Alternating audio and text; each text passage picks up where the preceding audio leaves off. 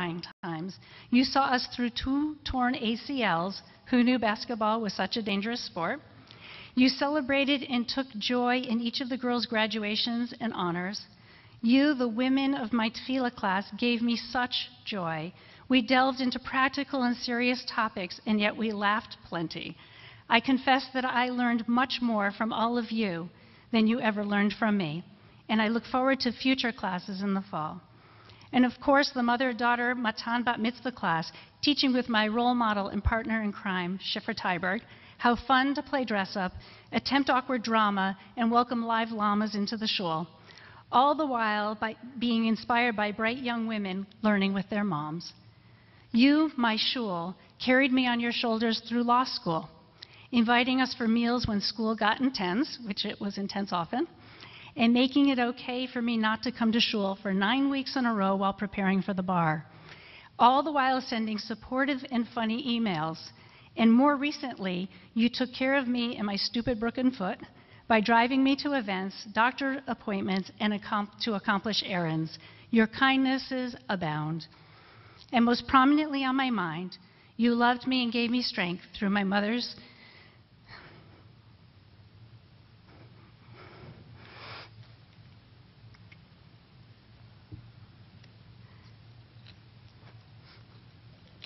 first battle with cancer 6 years ago, and you do so again now. Over the last few months, I've been spending more time in Minneapolis than here, and I've received nothing but love, concern, and support from all of you. I've told Mom about all of your inquiries and good wishes, and it delights her. All of your heartfelt prayers on my mom's behalf have given her the determination and strength to move through this very difficult challenge with a grace and peacefulness that is astounding.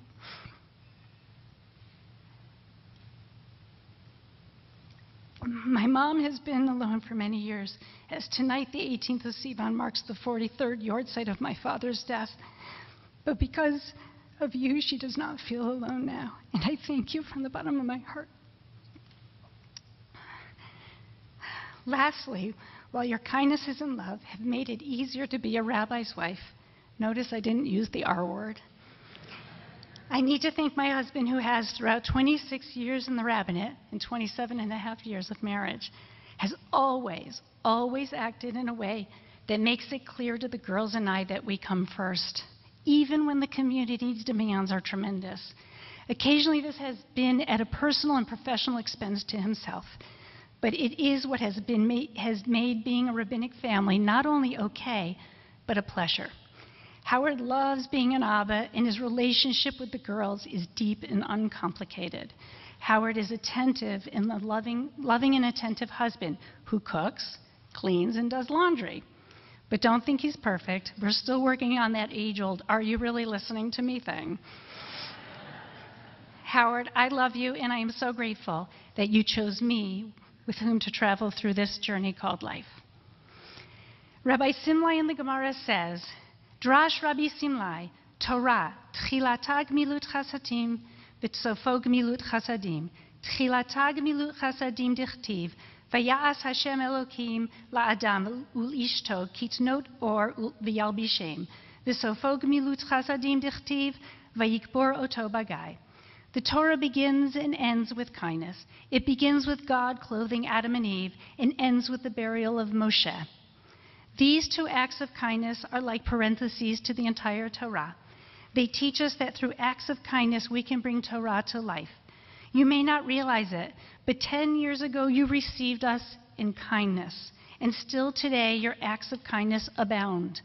Through this you have created a wonderful Torah community that is Congregation Torah Emet and the greater Columbus Jewish community.